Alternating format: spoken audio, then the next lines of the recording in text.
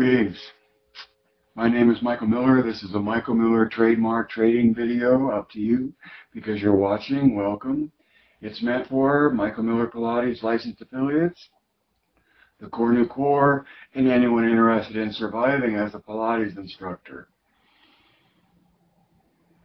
What does that mean? You know, more and more I say that and don't want to take, meaning the Pilates instructor part. What does it mean to survive as a Pilates instructor? That's not even on my list of titles. What does it mean to survive as a Pilates instructor?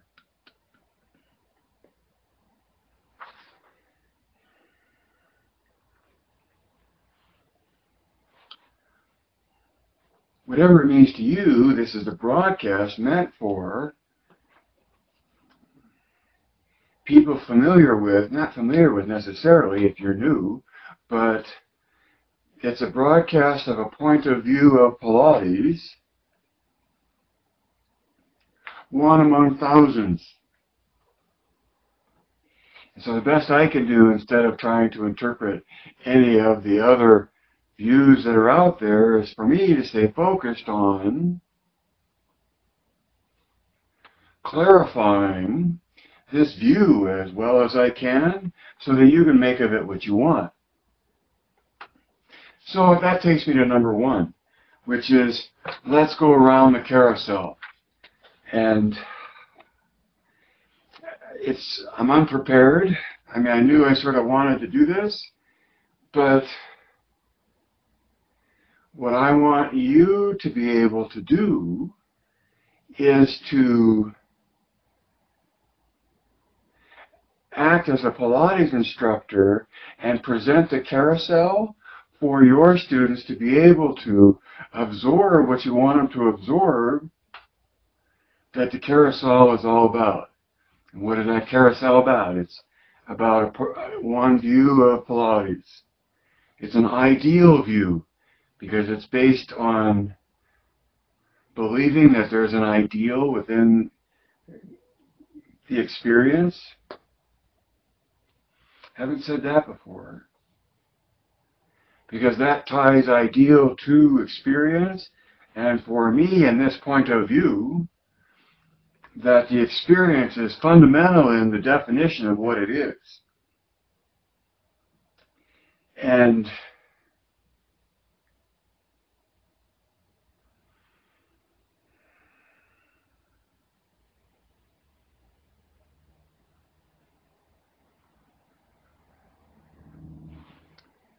MMP's point of view is that the experience is fundamental in defining what it is.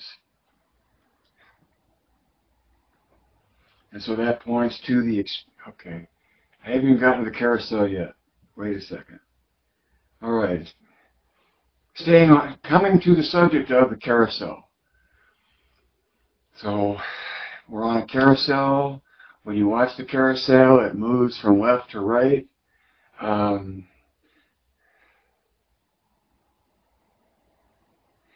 the best place to start a presentation of the carousel, it doesn't have to be the only place.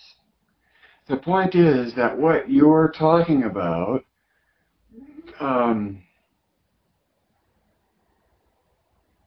takes repeated exposure to become familiar with.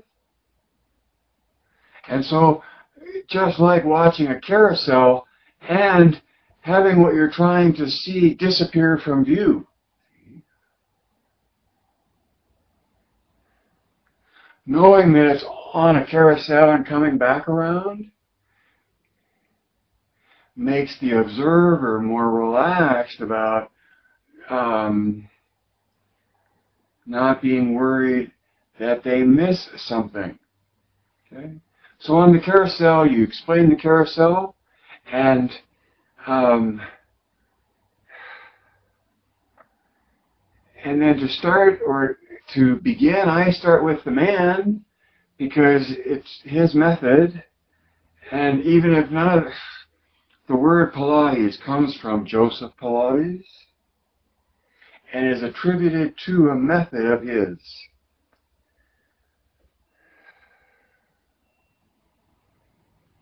The carousel starts for me when I describe Joseph Pilates as a survivor. I've met my share of people that work directly with Joe, and without exception, and usually with some gravitas in the explanation or the adjective, is Joseph Pilates was a survivor.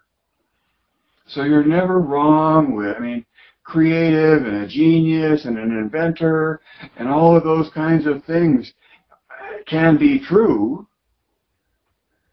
but for the perspective of what Pilates is and why you do it, from the MMP point of view on the carousel, Joseph Pilates as a survivor then easily extends to his method being survival training, and you're training in a jungle to survive. It's about survival. See, starting off with Joseph Pilates was a survivor. Anybody that knew him that I talked to described him as that. And within that frame of reference, his method is survival training. It's conditioning. Training, conditioning is what you do to prepare for what comes up. And that acknowledges that where you are will change, and that circumstances may arise where more is called upon you than you might be ready for unless you had prepared.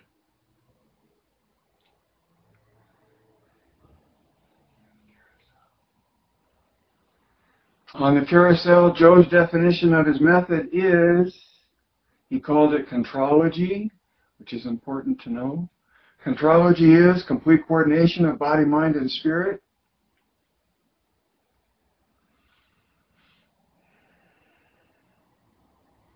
Within MMP, it's important to know the beginning of the next paragraph in the book, his book. Contrology develops the body uniformly. And then it's important to know the sequence of the exercises presented in that book.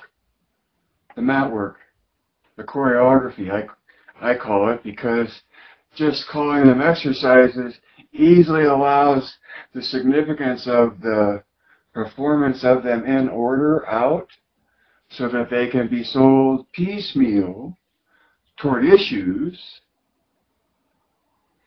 rather than in an attempt to gain the benefits from the method. So doing the choreography, doing the exercises in flow, in order, is critical to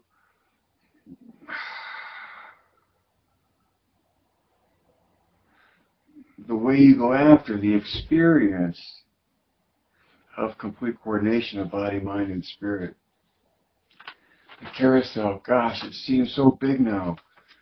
Joe's okay, so we got through three things on the carousel. Joe's definition, and see, here we are in the carousel again, right? Because I'm repeating what I just said, I hope. Joe's definition, Joe's promise, and Joe's sequence.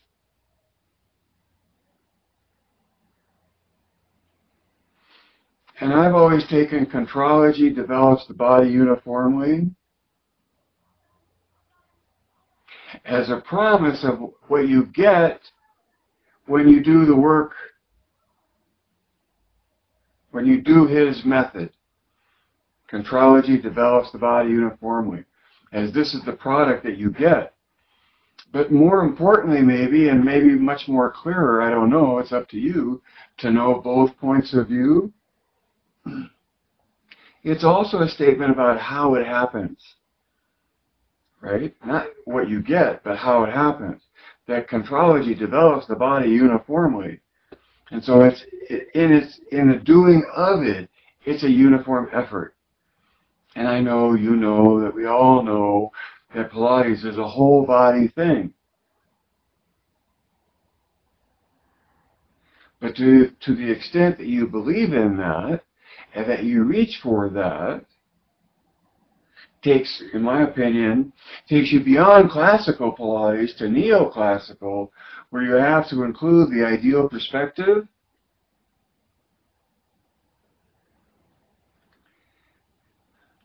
Because the classical can't go there and maintain its identity as classical. That's part of humanity and part of culture and aristocratic layering and, you know,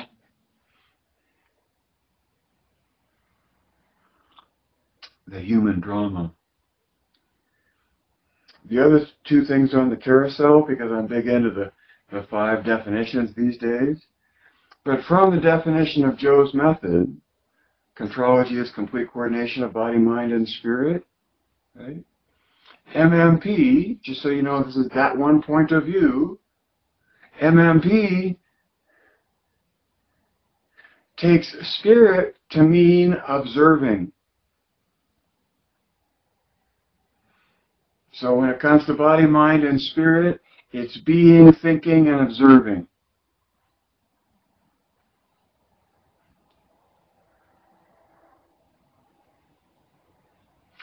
Because it's the observing that matters, not the personification of it as the observer. It's the observing as a capacity. Okay, within MMP, you're talking about human beings having capacities. And the 3 that I care about as a Pilates instructor are the 3 capacities that I take Joe to mean when he says body, mind, and spirit. The capacities of being, thinking, and observing. And that the observing has to be there to get the complete coordination of all 3, which is the target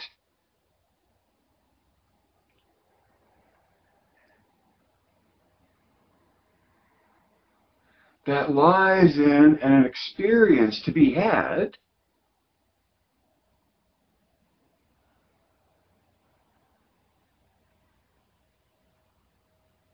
and one's aware of is easy to go after again, to the extent that, especially with Pilates, you know the purpose of the exercise and the depth of your ability to embrace that exercise is a freight train toward the experience. So the carousel, I'm doing a lousy job of going on the carousel.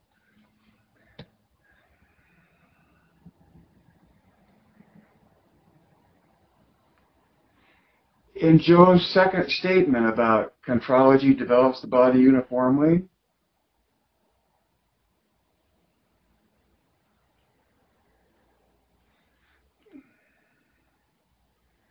that's where understanding core nu tension becomes helpful. Because it's through core nu tension that the body maximizes its load distribution capability to where it can be most uniformly engaged in its musculature, in its structure. And again, this is MMP's point of view, and yet now we're talking about something outside of Pilates. We're talking about core nu tension. And core nu tension, oh man, gets you to uniform engagement. And so if you want to develop your body uniformly, as in the doing of the effort is uniformly made, then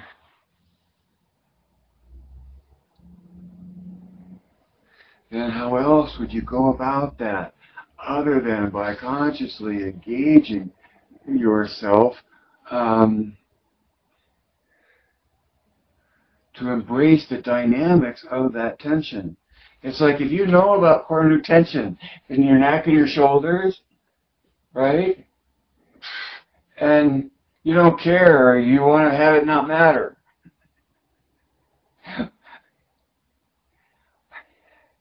What will be the arbiter of whether or not it matters. This is funny. Right? That's this, right? That's gravity.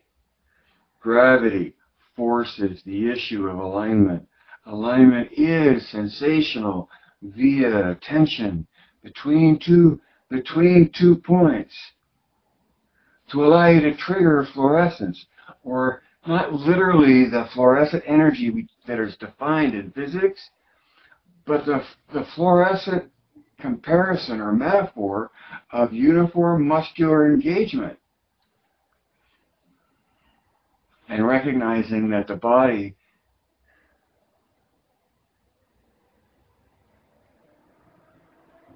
has that capacity and is using it, whether you're aware of how it works or not. Okay, so the carousel. We're talking about Cornu, so the thing to know about Cornu that's probably only going to go by once on this carousel is the 4-word definition of Cornu tension.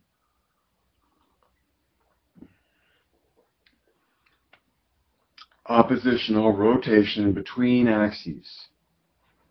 See my arms out straight like this? Can you see that as a line? Yes. Can you see me rotating one direction or the other on that line? They're both going the same way, because I don't want to demonstrate torsion. I just want to demonstrate rotation on that axis. Can you see that? Yeah. Well, then it gets really harder, and you point to this place in your ears, and can you see the line? Can you see the rotation around a line running through your ears? Observing has to be pretty asleep for that not to be obvious. And then when you cue into oppositional rotation between axes, which is the definition of Cornu tension, it's sensational. You can feel it. And the reason it matters is, and you don't want, just I don't care about that, or that doesn't matter to me. I'm not trying to be something like that. It's gravity that punishes the lack of alignment. Oh, I hope I remember that. It's gravity that punishes the lack of alignment. So number 2, I'm going to be here forever on all this. I'm going to move to Facebook and cover today's topics. They're, other than the carousel, control straight before bent. That's about limbs of the body. You do something with a straight arm or a straight leg, or straight arms or straight legs, before you articulate at the joint, because it's more complicated. Right? And in being an instructor, you're moving from a solid base of control out away from that.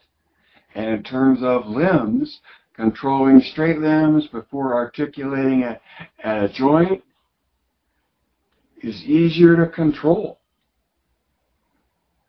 Simpler, far less dynamic, right?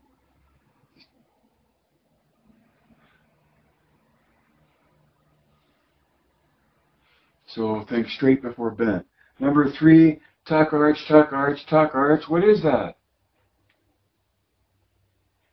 Well, to me, that's like rotate, reverse, rotate, reverse, rotate, reverse, right? Tucking and arching are rotational efforts around the same axis in different directions. That's a nice way of putting it.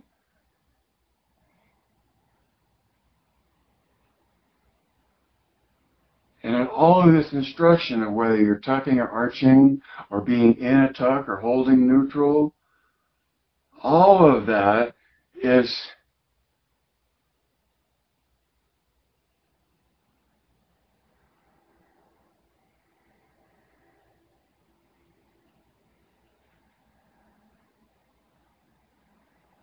an attempt at gaining a grip around the axis running through the hips. Getting a grip. And yet, I think rotation at the hips there's a societal blind spot about rotation at the hips. And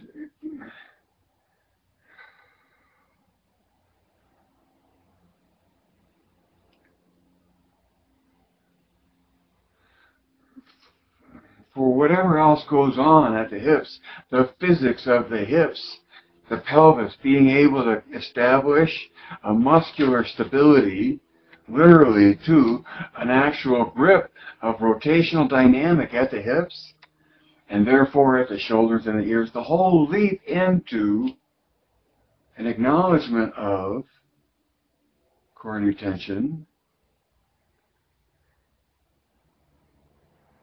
that, like it or not, that empowers you to make use of it as an instructor, helping a student control themselves in space, like their alignment. We don't talk enough about breath. 5 was, a simple statement, but big implications. 4, Joseph Pilates delivered. From the MMP point of view, he delivered because there's an experience to be had, an explanation to what it is and how you get to it, and anything beyond that is something additional to or derivative of what stands in and of itself on its own, which is Joe's method. The choreography for the conditioning and the spirit in which it is sought to be performed. Notice how I said spirit in which? And if you took a spirit and changed it to observing, right, a complete product, a complete message, and a complete method. So,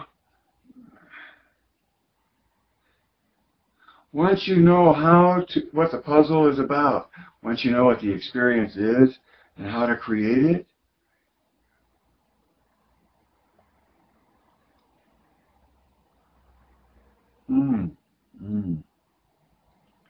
is like learning to ride a bike. And then once you know how, for what reason would you pay more money to assert that you still knew how to ride a bike?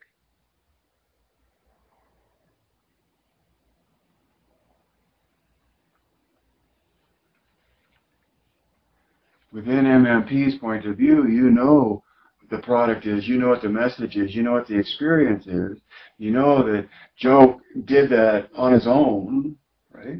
And that right there in the manual, you can exist as a Pilates instructor and embrace the universe faster than light, which I think is pretty cool, and I think Joe would be pretty proud of. That through looking at spirit as observing and understanding, through what we understand about quantum right now, that it's in the observing that it connects you to the universe faster than light, which is maybe why this whole attraction to Pilates is so visceral, right? Because it is. It's a feeling level. And the great thing about it is that it's not, there isn't any baggage of interpretation of what it all means. It's the purity of the choreography and the pursuit of seeking the complete coordination of body, mind, and spirit in the performance of that choreography. It's reciting a poem.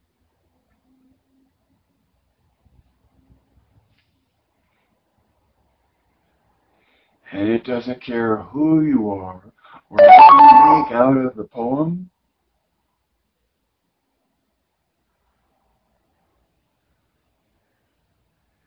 The poem will still exist as expressed, at least, by Joe's definition, promise, and sequence.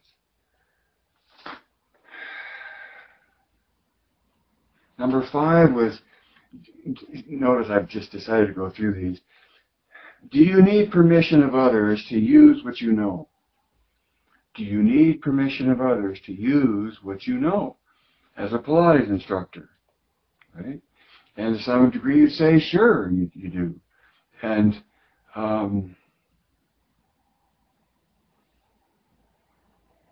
another way I had to say this, do you prefer permission of others to share what you know? I mean, do you need it? Do you prefer it? Where do you come from? And is it about permission or is it about approval?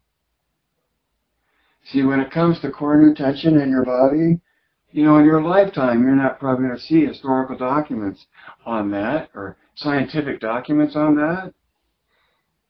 Maybe in 10 years. But just because you haven't read about it in a biomechanical journal with data and science and math and experiments to back it up, do you need those experiments to believe in the experience itself? Do you need approval to use what you know? And that was number 5. So number 6 is that many establish themselves, through the course of my time swimming in the Pilates culture,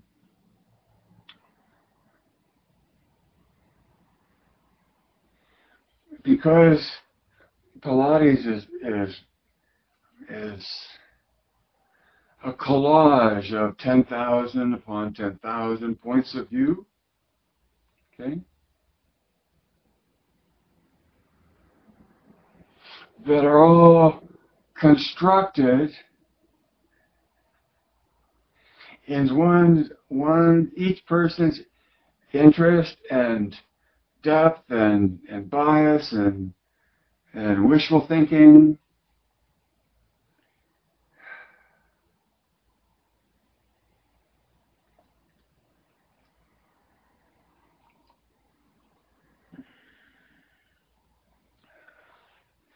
What I'm trying to get to is that because Pilates is never known to really be anything more than an application of some general principles, and primarily one of authority and legitimacy based on exposure to aristocratic elements within the culture.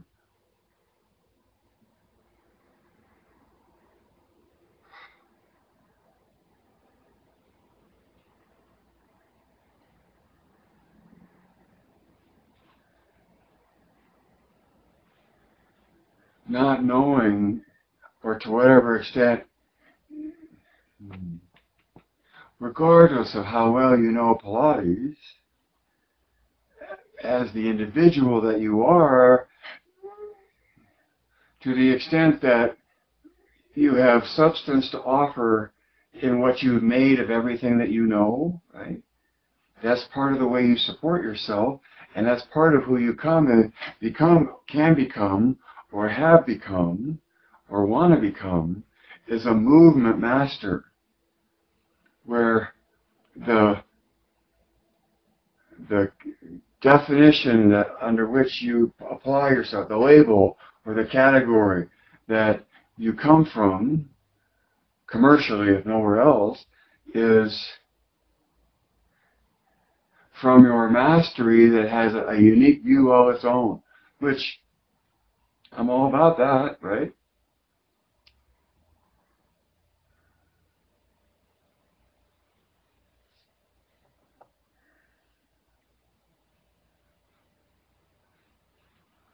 And in my notes, my question is that the only option? Meaning, is Pilates instructor only to be what it's been conceived of historically, which is merely a tradition that's absorbed in some manner, that's then passed on with your humanity attached to it? Right?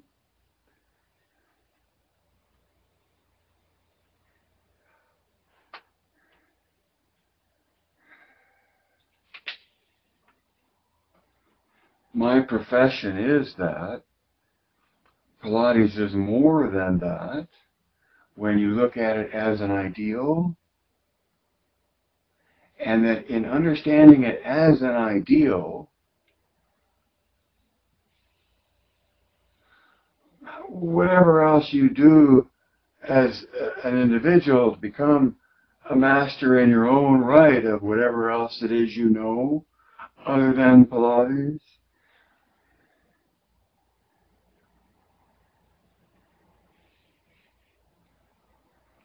that Pilates is in and of itself something in its own right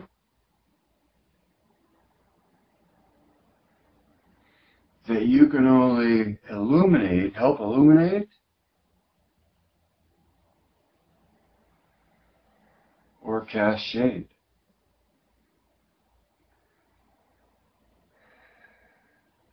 Oh, and that was all of it, I guess, yeah. The other option is just, to me, I don't want to be a movement master. I don't know, I want to know about a lot of other things. All I want to be is a Pilates instructor, and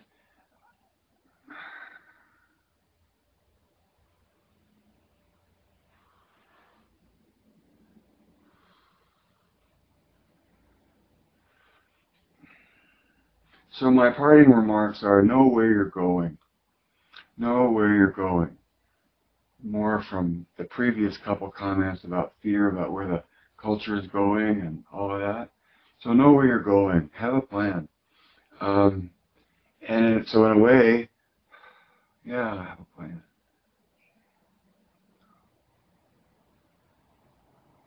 One plan is to do nothing and just continue to do what you're doing and taking care of your tribe and knowing that you and your tribe will get through whatever else goes on out there, which is true, right?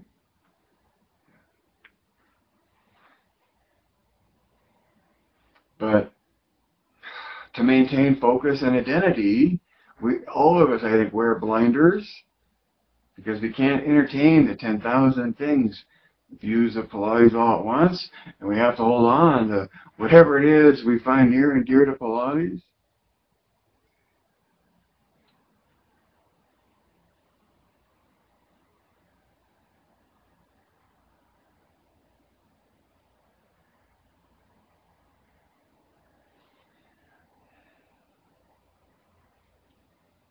Know what you want to take with you. You're in time, you're traveling through time, you have to anticipate the future. What are you taking with you? And for me, what you're taking with you is an awareness of core new tension and an understanding of the ideal within Joe's original work. And if we all go all the way back to the carousel, the one of 5 things I mentioned, the 5th thing I didn't bring up was the definition of the MMP definition of the ideal within Joe's original work, based on his definition, promise, and sequence. So there's Joe's definition, and then the definition of the ideal is, you can say this, right? Uniform eccentric loading flowing through progressive patterns of movement. Wherever you're going, take those 5 definitions with you and feel free to stand on them as an authority in and of themselves because they are. Practice your delivery of the carousel. That's one of my parting remarks there. So really, practice your delivery. What's on the carousel that matters? And for your delivery, know that you don't have to get it all right and you don't have to get it all in order. You're just pointing out stuff that's going by on the carousel as it comes to your mind, right? So there's no pressure on you to deliver, and there's no pressure on them to receive.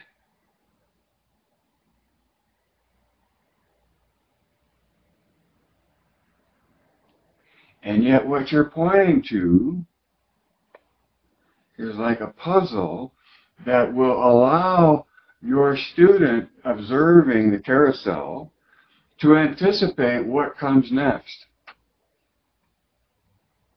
And when they can do that, of course, they can teach, because in their anticipation, or in knowing or being familiar with what comes next, an awareness of the structure is an ability in speaking the language.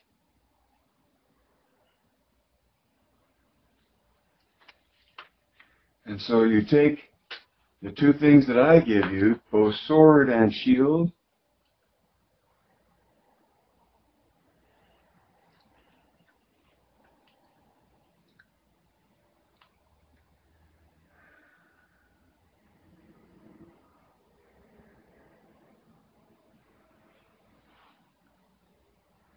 both sword and shield. Thank you for watching. Life can't live forever, and it's just a blessing to be able to be here and do this. I've read about Europe starting to tax YouTube channels. So the YouTube channel that I've been able to broadcast on, this one, right? That I have all these broadcasts on that I have you watching, they're proposing $10,000 a year for me to be able to make that broadcast. See ya, because I don't have that. So we're in a lucky time here where we can share information globally, because it hasn't become taxed to the point where we can't afford it, which is coming, of course, as you know. Inexorable is a great word. I love that. That ties back into life can't live forever. Read between the lines. See behind the curtain. Add 2 and 2.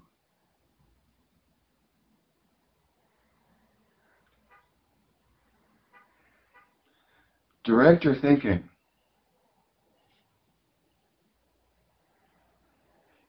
And then give it a rest. Geist.